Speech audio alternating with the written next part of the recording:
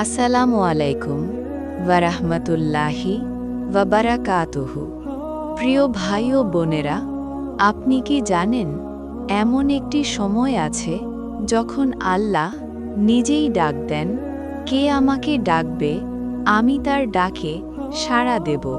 কে আমার কাছে চাইবে, আমি তাকে দান করব। কে ক্ষমা চাইবে, আমি তাকে ক্ষমা করে দেব। এই মহামূল্যবান সময়টি হল সেহরির সময়।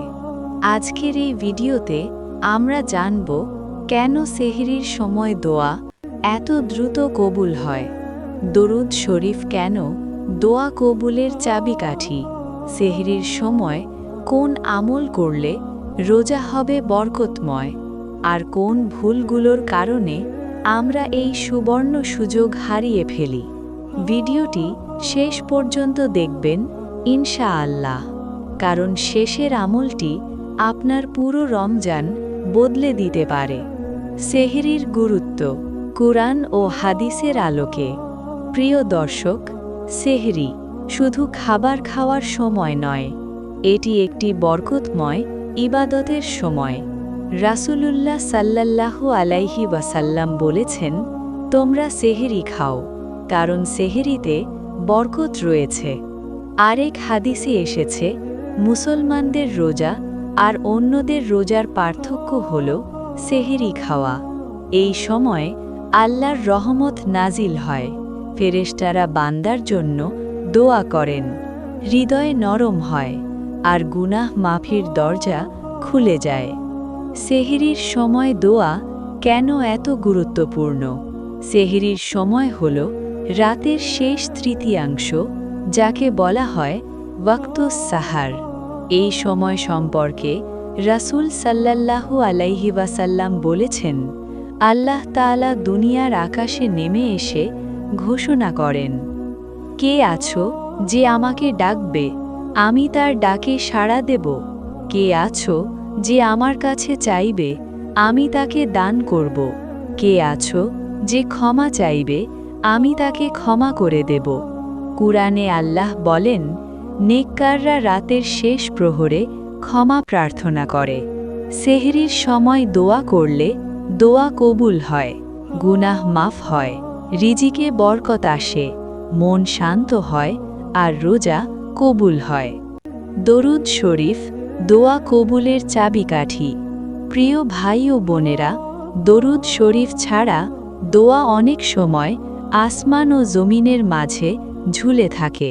হজরত উবর রাজিয়াল্লাহু আনহু বলেছেন, নবীর উপর দরুদ না পড়া পর্যন্ত দোয়া উঠতে পারে না।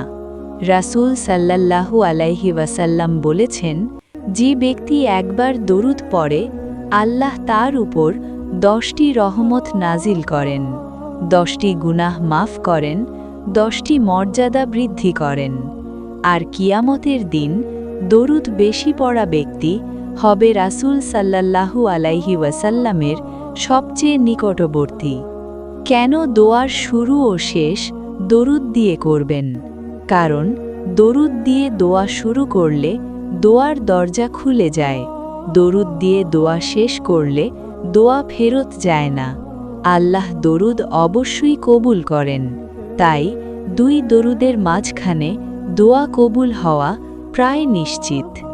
সেহরির সময় পড়ার গুরুত্বপূর্ণ আমল। প্রথমত, দরুদ শরীফ, আল্লাহুম্মা সাল্লি আলা মুহাম্মদ ওয়া আলা আলি মুহাম্মদ। দ্বিতীয়ত, ইস্তিগফার, কমপক্ষে 100 বার আস্তাগফিরুল্লাহ। তৃতীয়ত, রোজার নিয়ত।